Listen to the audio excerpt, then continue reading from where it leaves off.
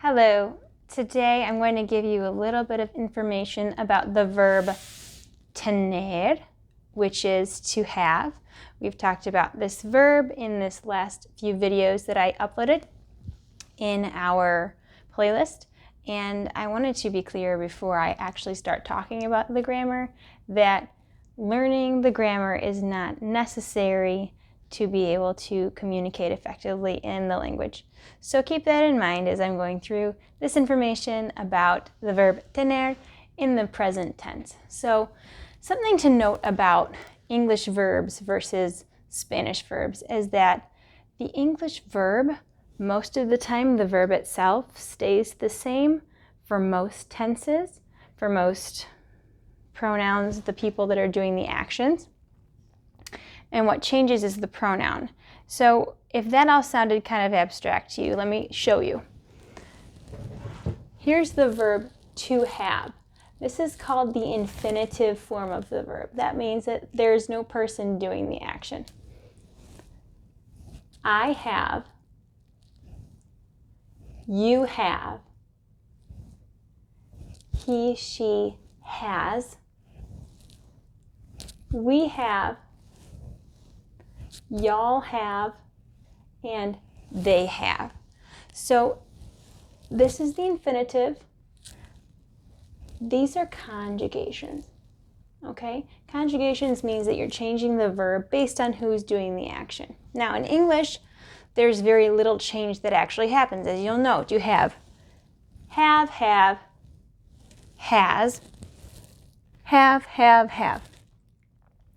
This is in the present tense, okay? So this is the verb to have in the present tense. And you have just the pronoun that tells you who's doing the action for the most part. The only verb change that we have is in the third person. Let's look in Spanish. We have tener, which is the infinitive form, meaning to have. Tengo, tienes, tiene, tenemos, tenéis, tienen. So this is still first person singular. I have. But there's no pronoun. How do you know who's doing the action if there's no pronoun telling you who's doing the action? It's all information that is in the verb. You have to look at the ending, the last letter or few letters of the verb to tell you who's doing the action. But not only who's doing the action, when the action is being done. So you have tengo, tienes, tiene, tenemos, tenéis, and tienen. The endings are what tells you who's doing the action. So that's just a difference between English and Spanish. And you'll see that not only with the verb tener, you'll see it with all verbs. You have the infinitive form and the conjugations. The conjugations are the changes in the ending that tells you who's doing the action and when it's being done. And this is the conjugation for the present tense of the verb tener. Now, in subsequent videos, I might be pulling out certain verbs and showing you just how the verb is conjugated or how the verb changes in Spanish based on who is doing the action. And I will put it in a table like this. And because this is the first time I've done it, I thought I would explain why these verbs are in a table like this. So at the top, in the top row, you have first person.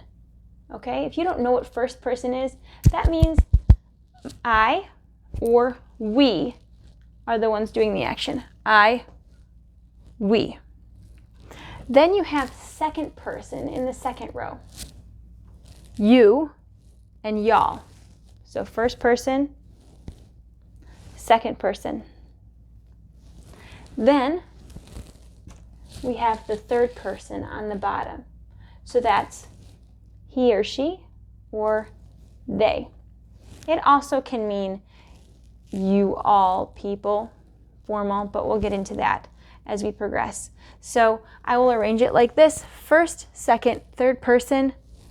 These are the singular, so just one person, I, you, he, she. This is the plural. We, y'all, they. Okay? So here you have it, the verb tener and how it differs in English and Spanish. If you have any questions, put them in the comments. I would love to hear from you.